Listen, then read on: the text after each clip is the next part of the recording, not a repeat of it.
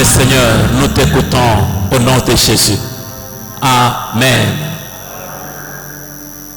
Merci le vite, que Dieu vous bénisse. Nous prenons nos Bibles.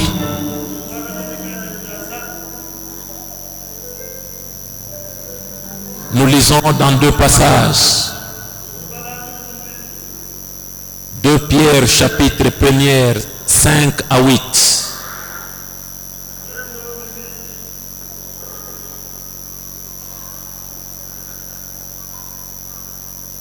Pierre chapitre 1er 5 à 8.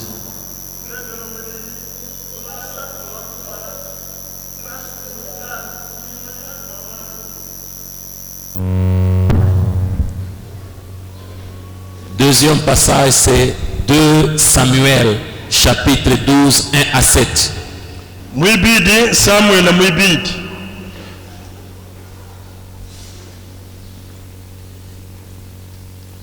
À cause de cela même,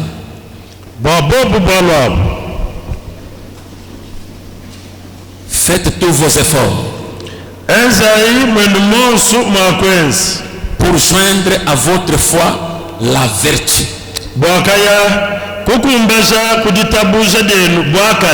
à la vertu la connaissance de Dieu, à la connaissance de Dieu la maîtrise de soi,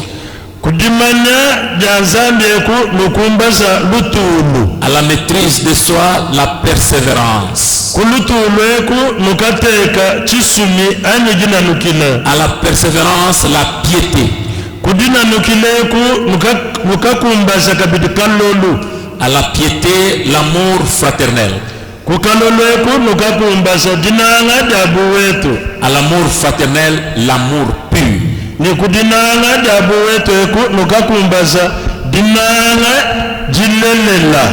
Veuillez vous mettre.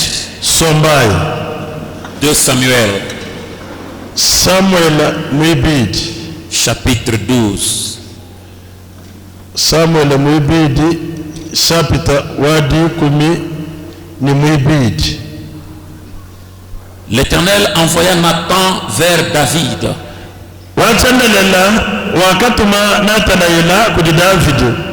Et Nathan vint à lui et lui dit, il y avait dans une ville 2 hommes, l'un riche et l'autre pauvre.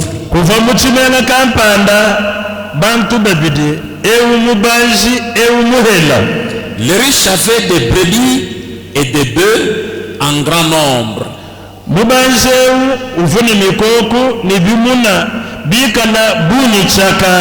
Le pauvre n'avait rien du tout qu'une petite brebis qu'il avait achetée.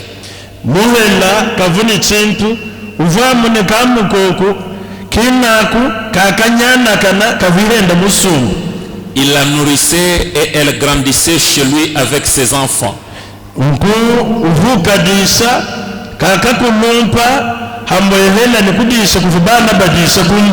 Elle mangeait de son pain, buvait de sa coupe, dormait sur son sein et il la regardait comme sa fille.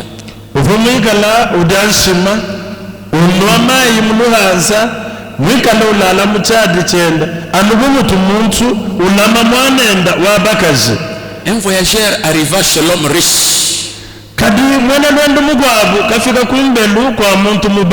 Et le riche n'a pas voulu toucher à ses brebis ou à ses bœufs.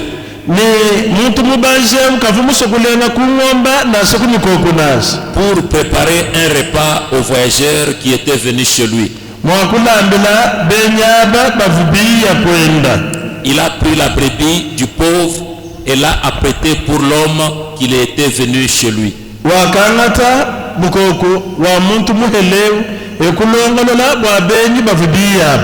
La colère de David s'enflamma violemment contre cet homme.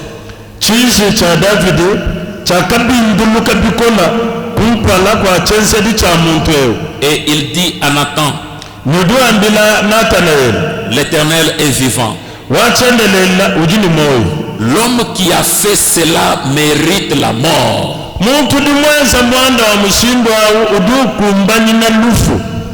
et il rendra 4 brebis pour avoir commis cette action et pour avoir été sans pitié. Ni uduwa luza ni kokuinai balubwa ni yeye kavuni lusanas. Et Nathan lui dit, Nathan na yeluduwa, tu es cet homme-là. Muntu ausi wewe. Est-ce qu'on peut acclamer le Seigneur? Chika suba mukale. La responsabilité du bâtisseur.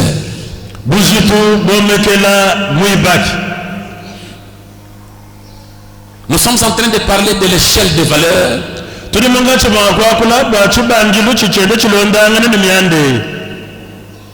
Nous n'avons cessé de dire que la vie chrétienne n'est pas une vie du surplace du statu quo. La vie chrétienne, c'est une vie en mouvement. Kato enabachoka ni diakula base moyo wa Bwana Kristo kawe nanu moyo wa mwaba umwehela nasa moyo wa Bwana Kristo moyo dumuyikala wendulu buluka. La vie chrétienne, c'est une vie du progrès, c'est une vie de croissance. Moyo wa Bwana Kristo moyo dumubuluka moyo dumuyikala utumpuluka. Et dans cette vie, ce que nous avons de commun, c'est le salut en Jésus-Christ.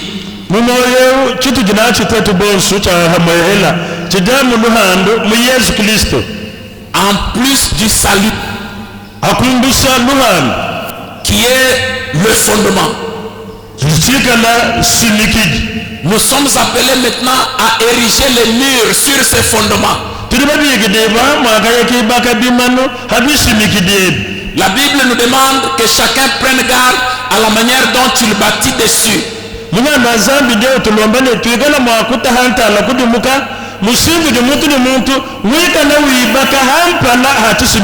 C'est comme ça qu'il nous est dit que chacun fasse des efforts.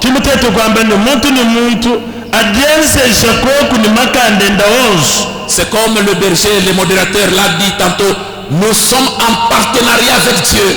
Il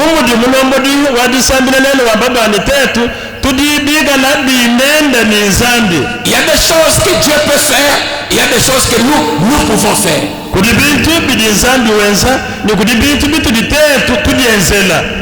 C'est comme on t'invite à table.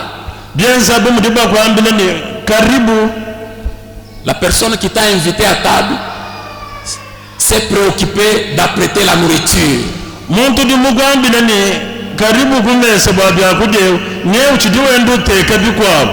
Dès que tu y arrives et tu t'installes à la table,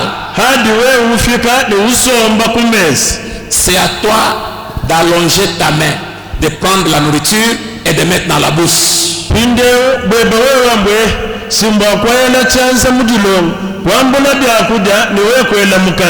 Si tu ne fais rien, la nourriture ne quittera pas l'assiette pour se retrouver dans ta bouche. Non, non.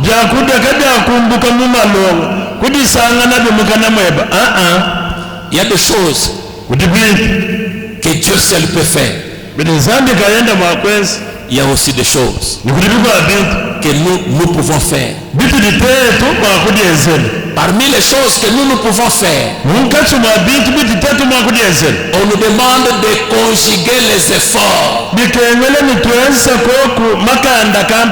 En d'autres termes, il ne faudrait pas céder à la paresse. Il ne faut pas céder à la négligence. Il ne faut pas céder à l'indifférence. Il ne faudrait pas céder aux excuses et aux justifications.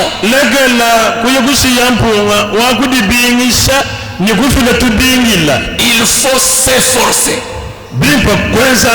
Il faut conjuguer les efforts. Pour faire quoi? Pour feindre à la foi la vertu, à la vertu la science ou la connaissance, à la connaissance la maîtrise, la maîtrise de soi, la maîtrise de soi, la persévérance, à la persévérance la piété, à la piété, l'amour fraternel, à l'amour fraternel, l'amour pur. Tous ces éléments, ça fait 7 niveaux. Nous sommes déjà au 6e niveau. Nous sommes en train de parler du 6e niveau. L'amour fraternel. Dans d'autres versions, on l'appelle communion fraternelle. Nous avons dit avec ceux qui étaient avec nous en semaine que la communion fait penser à une unité de pensée, unité de sentiments, unité d'intention.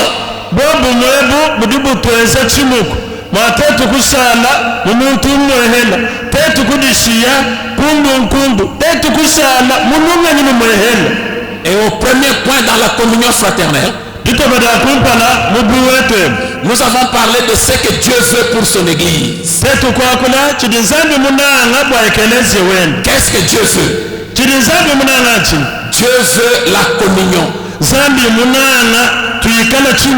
Dieu veut que son peuple soit de temps en temps ensemble pour des rencontres, pour les cultes. Au temps ancien, en dehors du temple, les croyants se rencontraient régulièrement dans les maisons. Ils encourageaient toutes les occasions qui faisaient qu'on était ensemble.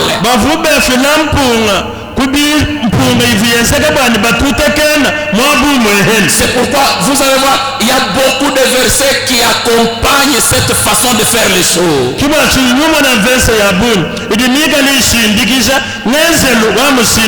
David dit, je suis dans la joie quand on me dit, allons à la maison de Dieu.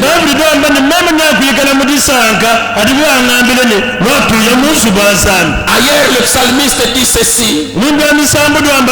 Il est doux et agréable pour des frères de demeurer ensemble.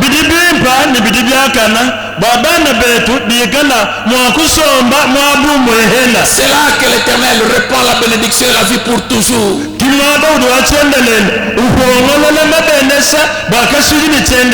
Ailleurs encore il est dit, là où 2 ou 3 s'assemblent, je suis au milieu d'eux.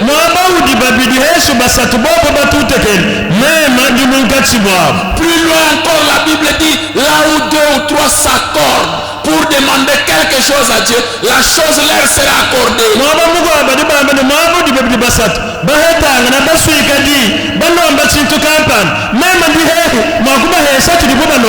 Dieu encourage le rassemblement des enfants de Dieu. Quand les enfants de Dieu sont ensemble, Dieu est content.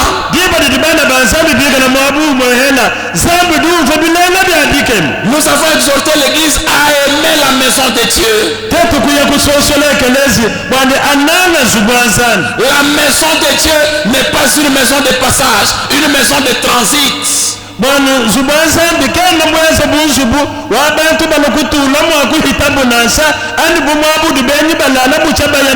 La maison de Dieu, c'est une maison où nous venons rencontrer Dieu.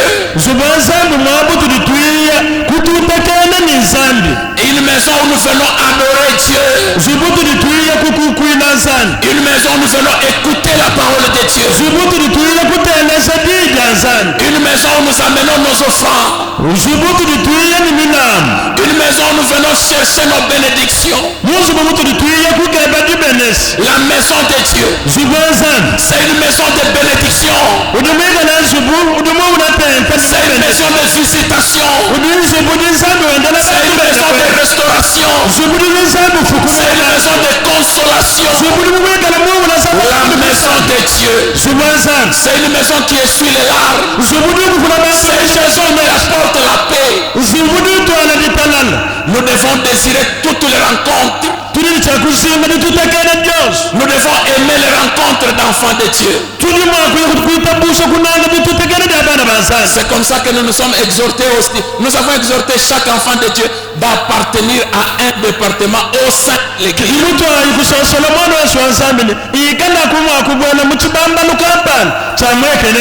Ton département, c'est ta famille la plus proche. Tu appartiens à quel département? Au sein de l'église. Bien-aimés dans le Seigneur. Nous avons aussi des rencontres dans des cellules. Nous avons des rencontres dans le département. Nous avons aussi des cultes au courant de la semaine. Toutes ces choses sont organisées pour permettre le rassemblement des enfants de Dieu en vue de la communion. Église, nous sommes une famille. Le rassemblement renforce encore notre famille. Il y a des gens malheureusement à l'église. Quand il est venu aujourd'hui, il faut attendre dimanche prochain pour le voir. Il vient en retard. Immédiatement après le amen final, il est parti. Aucun souci de la communion. Réunion de cellules, on ne le voit jamais. Pour le voir, il faut que la rencontre de cellules soit organisée chez lui.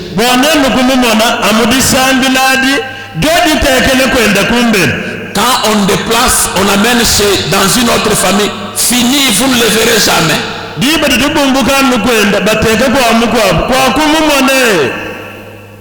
On m'a dit, à la fin du culte, on m'a dit restons.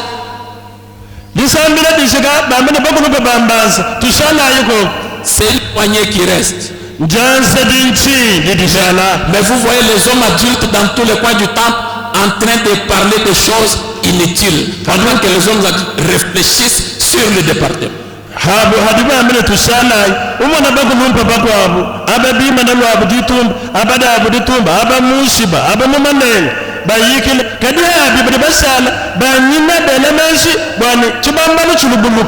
Les jours où vous avez un problème, vous commencez à attendre maintenant que les hommes adultes viennent. Vous attendez que les hommes adultes de où?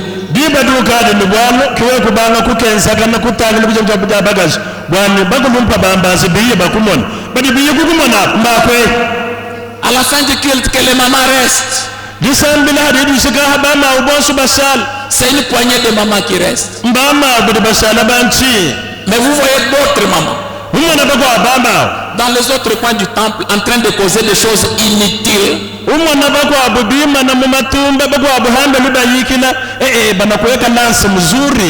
D'autres sous les bambous en train de causer des choses inutiles. Réunion de maman, elles ne viennent pas. Les jours où elle a un problème, elle attend maintenant que les mamans viennent. Vous attendez les mamans d'où? Là où les mamans se rencontrent, vous ne venez pas. On dit le soir, il y aura réunion de la jeunesse. Vous êtes jeunes, on ne vous voit jamais.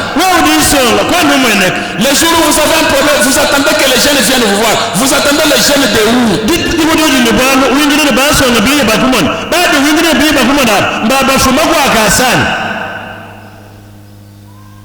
Ce que Dieu veut, que nous puissions de temps en temps être ensemble. Parfois je vois en semaine, même en dernière minute, vous voyez l'ancien Patrice atterrir en vitesse. Vous sentez que même s'il était pris au boulot, c'est quelqu'un qui a quand même le souci du culte. Même en dernière minute, il atterrit.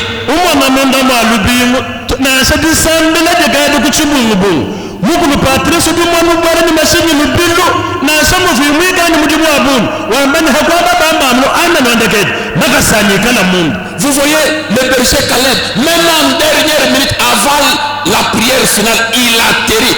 Même s'il était occupé, vous sentez que les soucis du culte est là.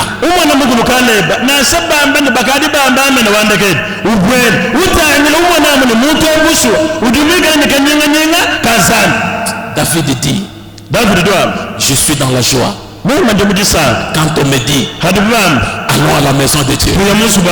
Mais si toi, tu t'absentes au culte pour rien, ça ne te dit rien. Pose-toi la question, ta communion avec Dieu, c'est à quel niveau? Le jour du culte, tu es chez toi normal, tu ne sens rien.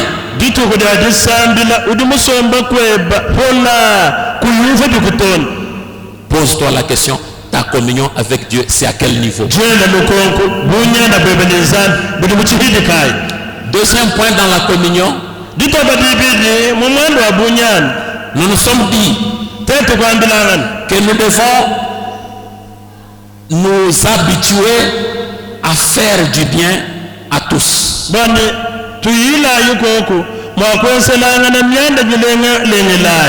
Et Paul exhorte aux Galates à ne pas se lasser de faire du bien. Nous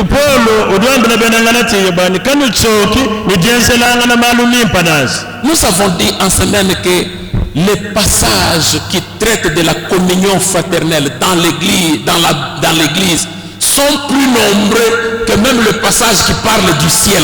Donc la communion, c'est très important là où les enfants de Dieu sont ensemble.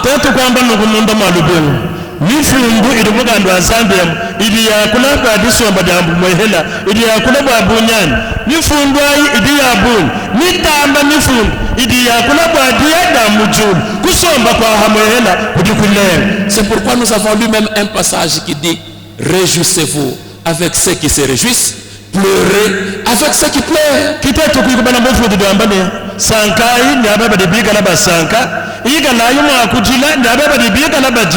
La joie de mon frère, c'est ma joie. Le succès de mon frère, ça doit me réjouir. La douleur de ma soeur, c'est ma douleur aussi. La douleur de ma soeur, ça doit aussi me faire du mal. Mais quand c'est l'inverse, quelqu'un est dans la joie, quelqu'un est béni, mais toi tu n'as pas la joie, tu dois te poser la question. Quelqu'un est dans la douleur, au lieu de regretter, au lieu de compatir, toi tu es dans la joie, tu dois te poser la question. Bien aimé, dans la communion fraternelle, c'est comme une flamme.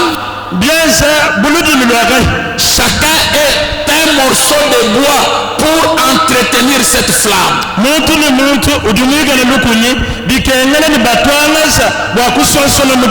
Quelle est ta part de contribution dans cette flamme? Bien-aimés dans le Seigneur, ne vous lassez pas de faire du bien. Tant que tu as l'occasion de faire du bien à quelqu'un, ne vous fatiguez pas.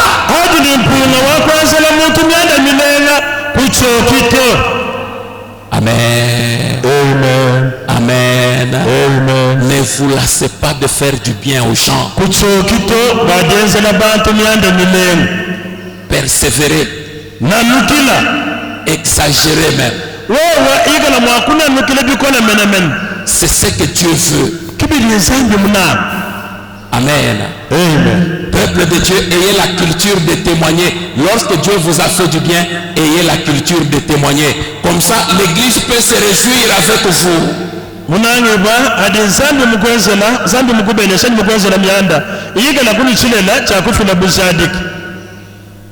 L'église peut se réjouir avec vous. Quand vous apprenez dans le communiqué que telle sœur est hospitalisée, comment vous vous comportez?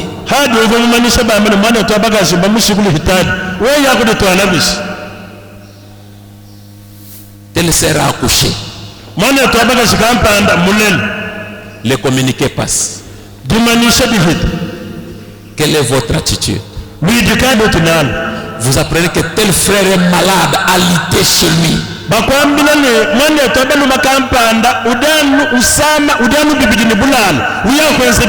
Tel frère a deuil chez lui, il a perdu un membre.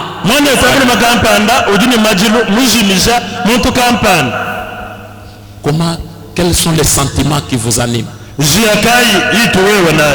Est-ce que vous en faites votre problème? Vous visitez les gens. Vous priez pour les gens. Ou bien vous êtes indifférent, c'est leur problème. C'est bien. N'oubliez pas que nous sommes sur la terre. Quand ça sera votre tour, vous aurez aussi besoin des gens pour vous visiter. Et vous attendrez quels gens?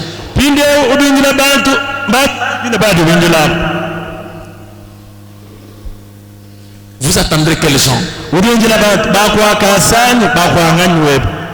Quand les gens ont besoin de la visite, vous on ne vous voit jamais.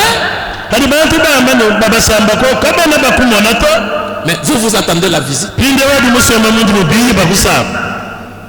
Ça détruit la communion. Cette attitude, ça détruit la communion.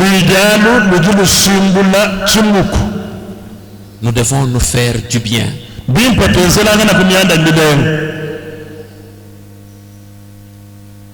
Aujourd'hui, je termine par là. Troisième point. Dans la communion fraternelle.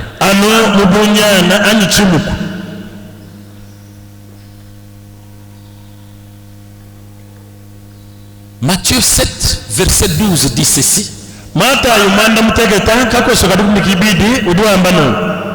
C'est que vous voulez que les hommes fassent pour vous, faites-les d'abord pour eux. C'est ça le troisième point dans la communion fraternelle. C'est que vous voulez que les hommes fassent pour vous, faites-les d'abord pour eux. Le Seigneur nous veut du bien. Il nous demande de faire aux hommes tout ce que nous désirons qu'ils nous fassent.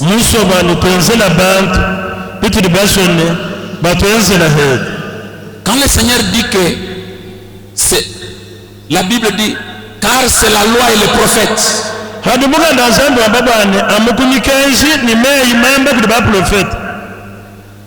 Quand le Seigneur dit que c'est la loi et les prophètes, il veut tout simplement dire que tous les préceptes de l'Ancien Testament se résument dans celui-ci.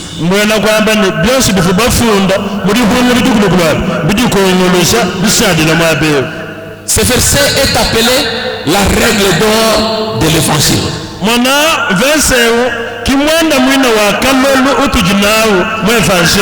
Il se réfère au second grand commandement. Tu aimeras ton prochain comme toi-même. Mais ce verset n'empêche pas aux parents de sanctionner leurs enfants lorsqu'il y a désobéissance.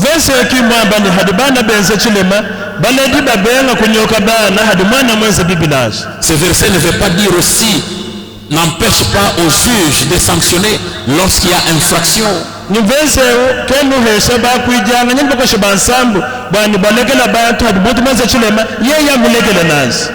Ce verset n'empêche pas aux autorités de sanctionner lorsqu'il y a faute.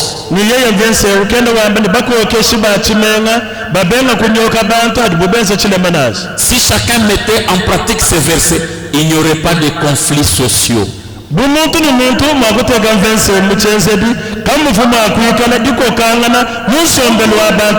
Ce verset souligne l'importance des gens et des relations.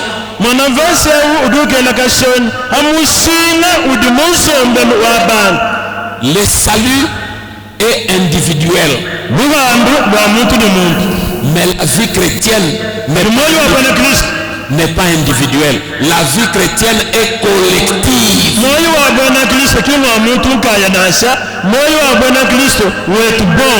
C'est le salut seul qui est individuel. Mais la vie chrétienne n'est pas individuelle. La vie chrétienne est collective.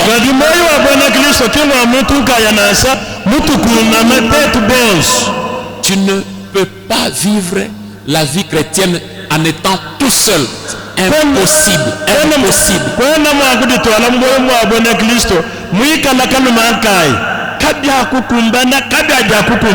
Tu as toujours besoin de quelqu'un d'autre. Tu as toujours besoin de quelqu'un pour te rendre visite, pour t'encourager.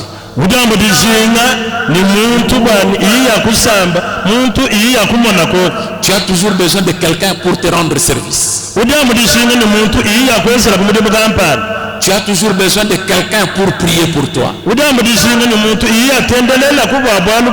Tu as toujours besoin de quelqu'un pour t'offrir ses connaissances. Ton témoignage affecte les groupes. S'il est bon, c'est tout le groupe qui est bien vu. S'il n'est pas bon, c'est tout le groupe qui est souillé. Si tu poses un bel acte à la cité et qu'on se renseigne que tu es sœur de Néhémie, on dira à Néhémie, on a très bien encadré les sœurs. Mais si tu poses un mauvais acte, toi frère, on dira, il est d'où d'Néhémie? Les gens de Néhémie ont toujours été comme ça.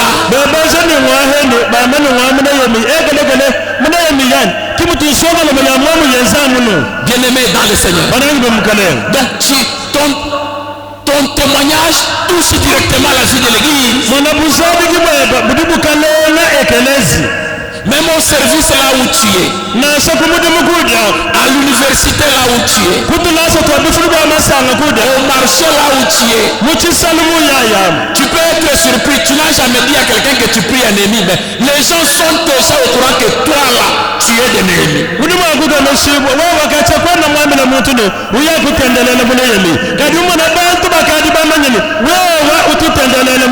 Dès que tu poses seulement un acte, on associe cet acte là à la vie de Néhémie.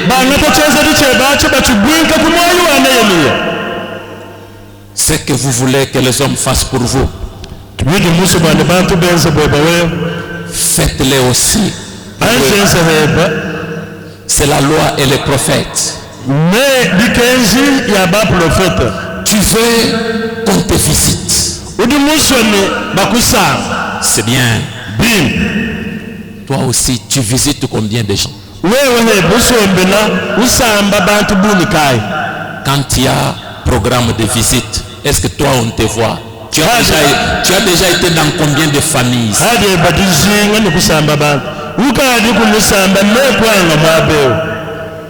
Tu veux qu'on t'assiste, c'est une bonne chose. Quand il y a un cas social qui nécessite aussi ton assistance, comment tu te comportes? Ou bien pour toi tu dis je n'ai rien, mais à ton tour tu attends qu'on vienne t'assister.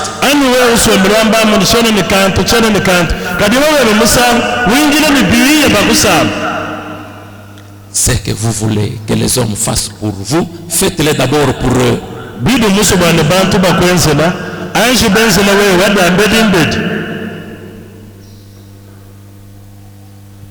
Tu veux qu'on ne parle pas négativement de toi? C'est bien beau. Mais à ton tour, comment tu fais par rapport aux autres?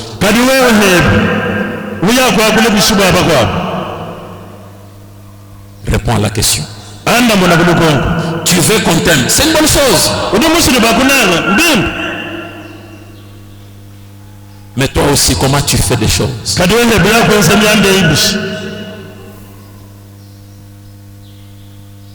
Dans 2 Samuel,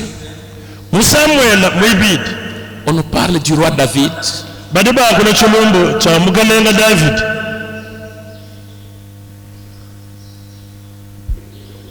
Son armée était au front.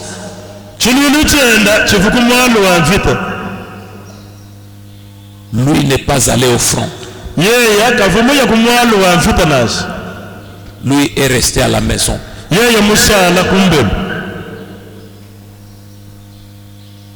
Au lieu de se concentrer des nouvelles du front,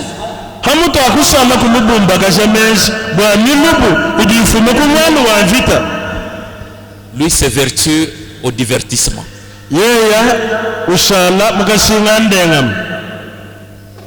Il monte au balcon de sa maison et il regarde dans la parcelle voisine une femme qui prenait la douche.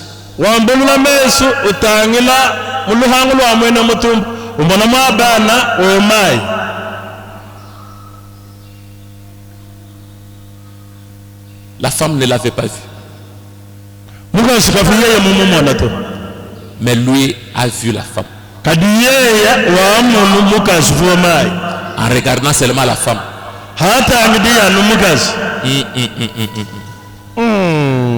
J'ouvre une parenthèse. Frère, sœur, votre douche est comment? La douche que vous utilisez pour vous laver, elle est comment?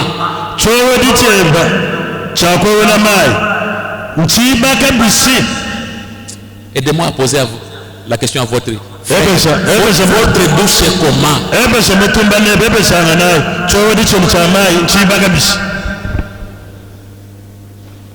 Il y a des douches en bougement ici.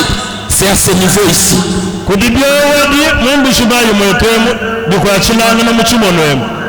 J'étais surpris dans les quartiers. Il y a un marché qu'on appelle le marché Kabinda là-bas, vers Smith là-bas. Je passe sur une avenue. Quelqu'un dans la douche. Pasteur, bonjour. Dans la douche.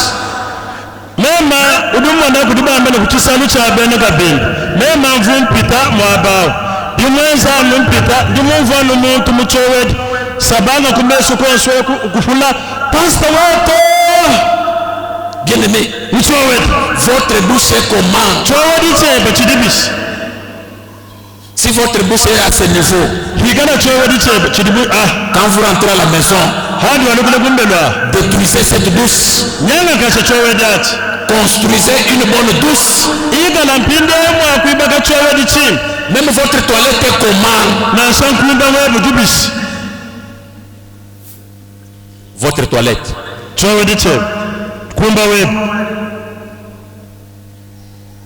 Une autre version appelle cette histoire-là lieu d'essence.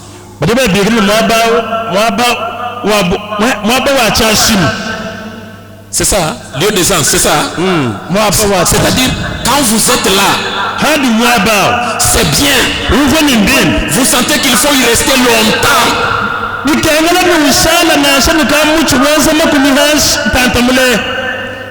Dans votre toilette, vous pouvez y rester longtemps.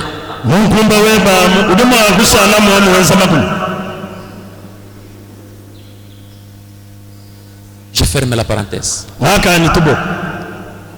David demande qu'on fasse venir cette femme. Comme il était chef, il a fait avec la femme d'autrui ce que bon lui est pas.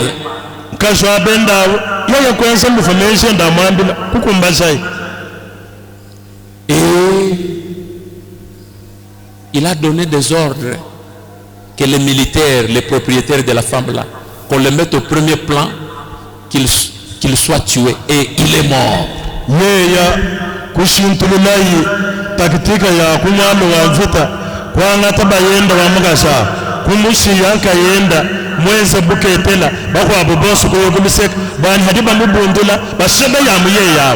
Pour effacer les traces. L'objectif c'est quoi? Effacer les traces. Il y a d'autres traces difficiles à effacer J'ouvre la parenthèse. Tu as avorté autant de fois. Tu as effacé les traces. Personne ne connaît. Mais la nature t'attend. Quand tu auras maintenant besoin des enfants, ça sera difficile d'effacer ces traces. Tu as posé des actes pensant que c'est bien. Mais à un moment donné, ça va te rattraper. Ça sera difficile d'effacer les traces. Je ferme la parenthèse. David, les traces ayant été effacées, Dieu va révéler ce qu'il a fait là au prophète Nathan. Ce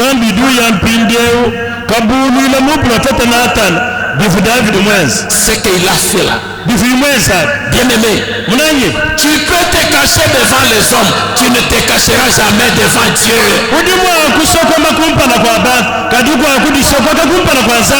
Dieu te récupérera toujours. Dieu t'attrapera toujours. Tôt ou tard, Dieu t'attrapera.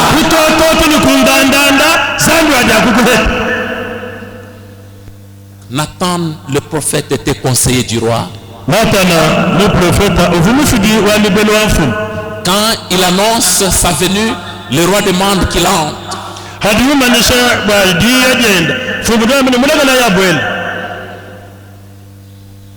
Un homme sage, il façonne une histoire. Il dit, vis éternellement roi.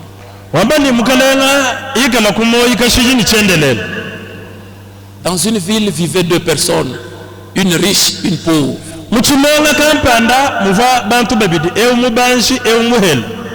L'homme riche avait beaucoup de bœufs, beaucoup de brebis.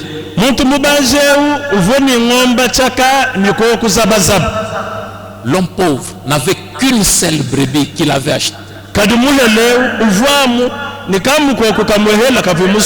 qu'il était en train d'entretenir.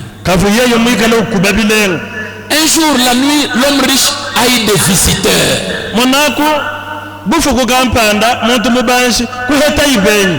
Au lieu de prendre un bœuf ou une brebis dans sa bergerie, il va prendre seulement, il va ravir l'unique brebis du pauvre.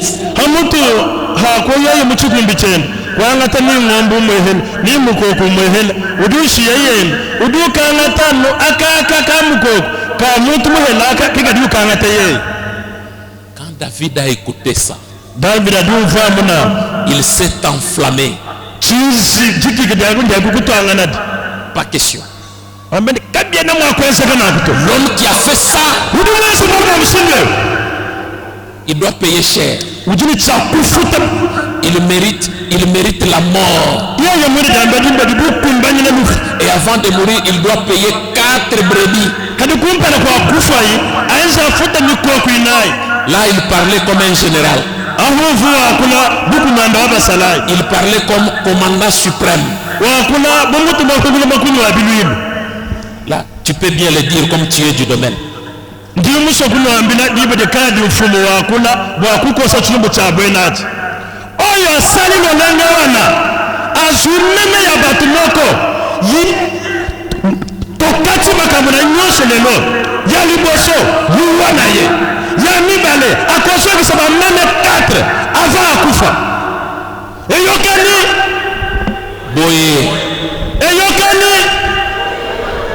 Merci. Là, le général est fâché.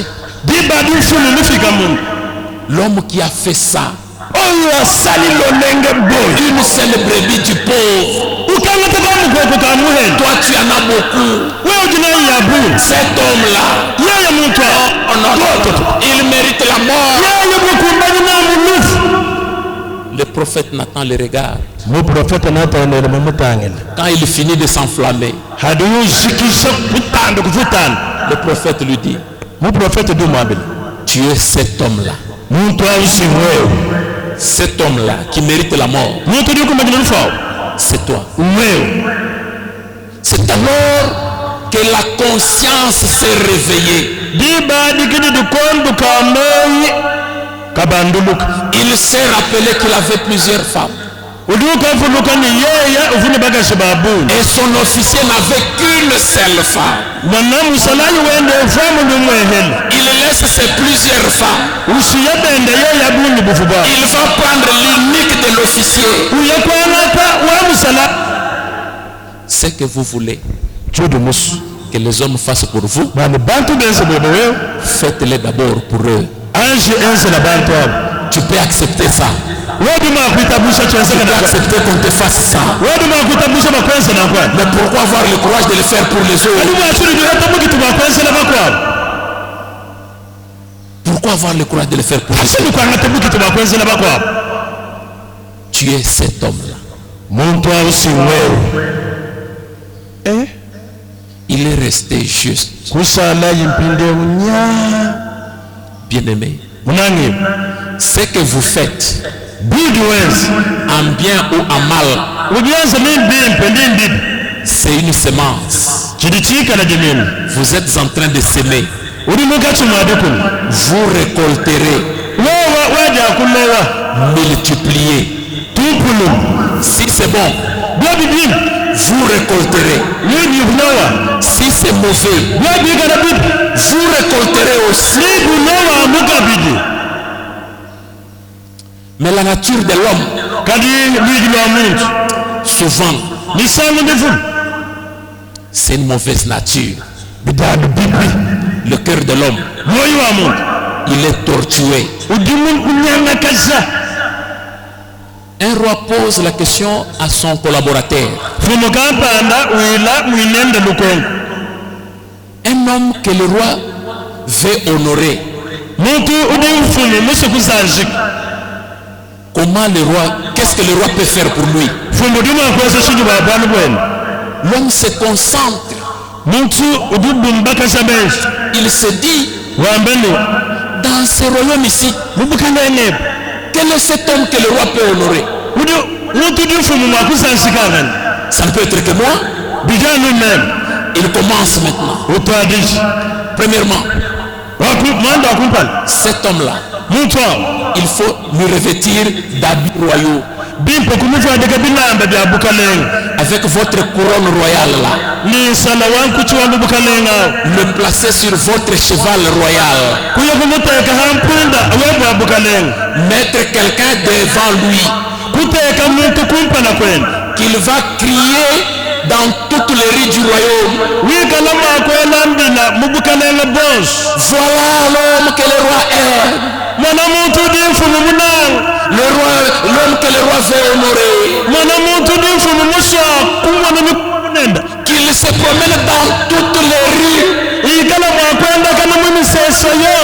Que les hommes et les femmes soient au bord de la rue pour acclamer cet homme. Le roi dit, est-ce que c'est fini? Tu n'as rien oublié. Non, je n'ai rien oublié. Exact. N'oublie rien. Aucun détail. Tout ce que tu as dit là, fais-le pour Mardoché.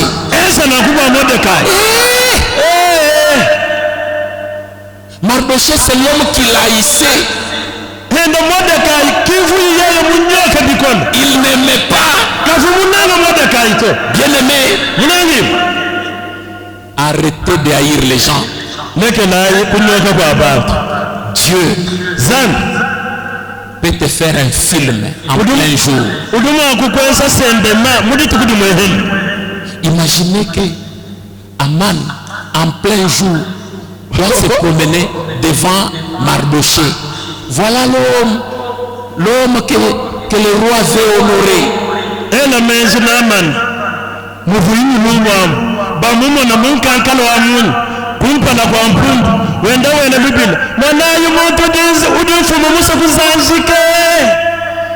Ce que vous voulez que les hommes fassent pour vous,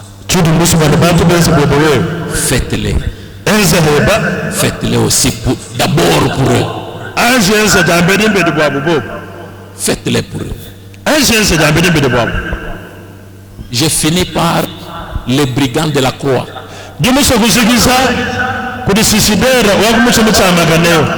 Il tuait, il violait, il prenait les choses d'autrui, il ne se reprochait de rien. Mais les jours où on a mis aussi la messe, oui, il est sur la croix, au milieu de la souffrance. Il regarde Jésus. Jésus, tu ne vois pas comment nous souffrons. Tu es le fils de Dieu, non? Fais quelque chose. Lui, quand il faisait souffrir, les gens, est-ce qu'il avait pitié? Les gens qu'on appelle là suicidaires ou kuluna ou bandits à main armée, quand ils entrent dans votre maison, je vous dis, 10 minutes ça peut paraître comme 6 heures.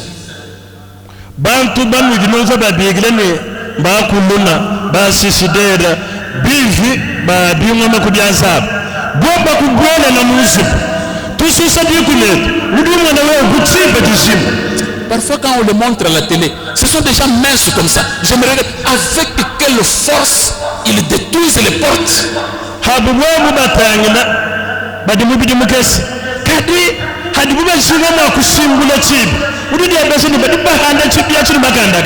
La porte même qu'on détruit, quand on vous montre les verrous de la porte, on dit c'est cet homme qui a cassé, vous n'en revenez pas.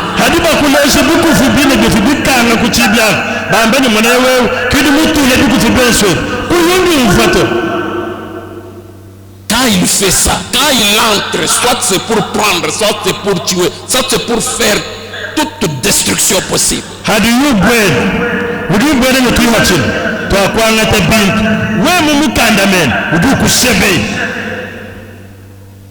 Il est à la croix en train de souffrir. Jésus, tu ne fais rien. Nous souffrons comme ça. Quand lui faisait souffrir les gens, il pensait que les gens aussi souffrent. C'est que vous voulez qu'on fasse pour vous. Faites-le aussi d'abord pour eux. Dans la communion fraternelle, nous devons s'aimer la pensée de nous faire toujours du bien.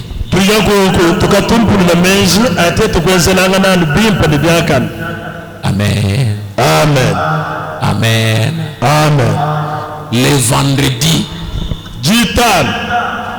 nous avons insisté sur le fait que même à l'église, nous devons cultiver cet esprit-là de faire les progrès.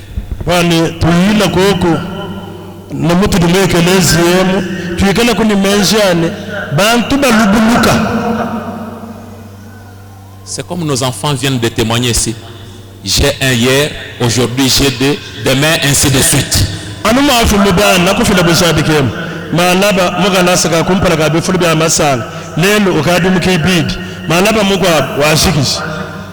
Hier chômeur, aujourd'hui travailleur, ok, gloire à Dieu.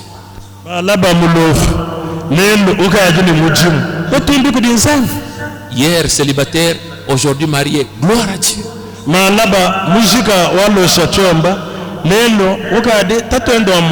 Hier locataire, aujourd'hui bailleur, gloire à Dieu.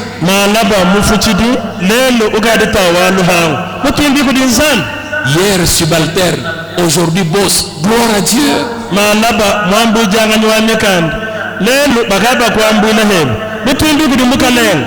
Hier tu étais lieutenant, aujourd'hui capitaine, gloire à Dieu.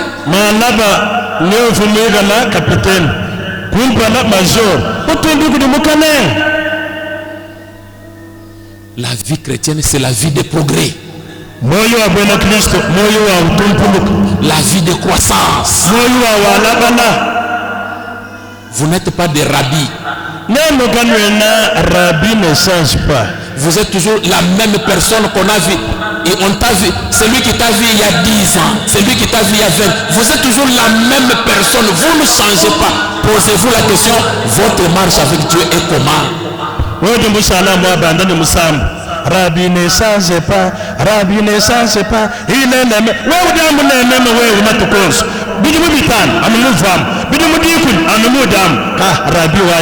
Vous devez changer. Nous organisons des semaines de prière, nous organisons des chaînes de prière. C'est pour que les vies changent.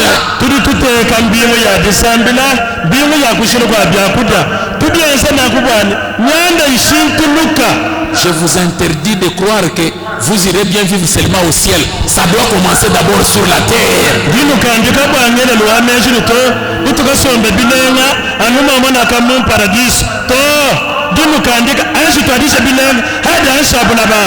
Non, j'irai manger les shawarma seulement au ciel. Les pizzas seulement au ciel. Non, non, commence d'abord ici.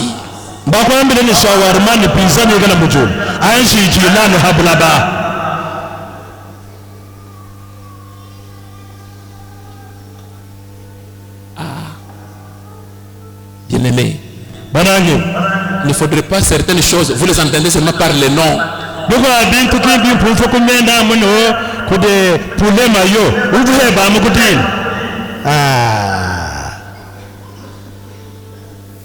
Il y a 2 ans, quelqu'un m'a invité dans un supermarché à Lubumbashi.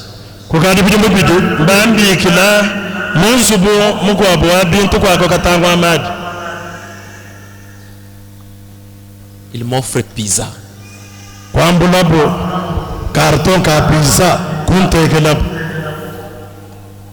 Je n'avais pas encore mangé ça. J'ai dit, ici il faut stratégie. Faire semblant. Voir d'abord comment les autres qui ont ça mangent.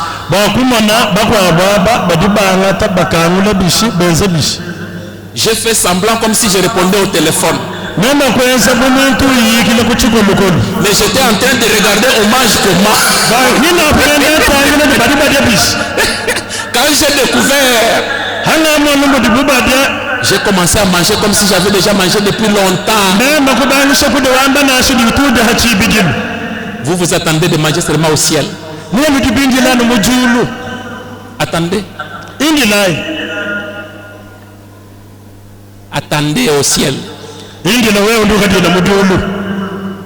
Pizza.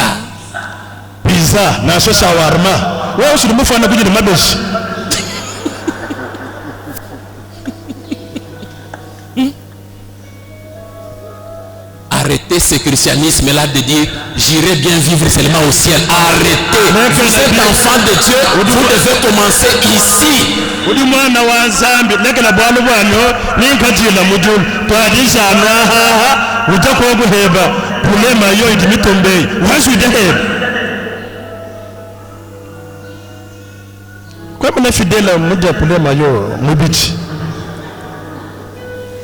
Amen. Amen. Amen. Amen. Toi, les recettes que tu maîtrises, c'est le tout kumbu.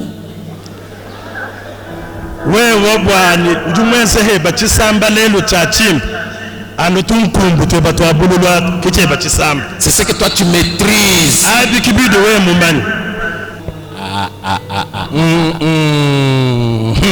Ton kumbu là tu maîtrises.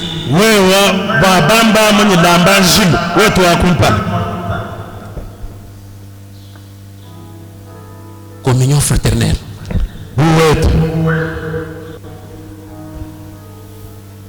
En étant ensemble. Les choses que vous ne connaissez pas là, tu peux connaître. En étant ensemble. Les choses que vous ne maîtrisez pas là, vous pouvez maîtriser. Amen. Amen. ce que vous voulez que les hommes fassent pour vous, faites-les d'abord pour eux. Que Dieu bénisse sa parole.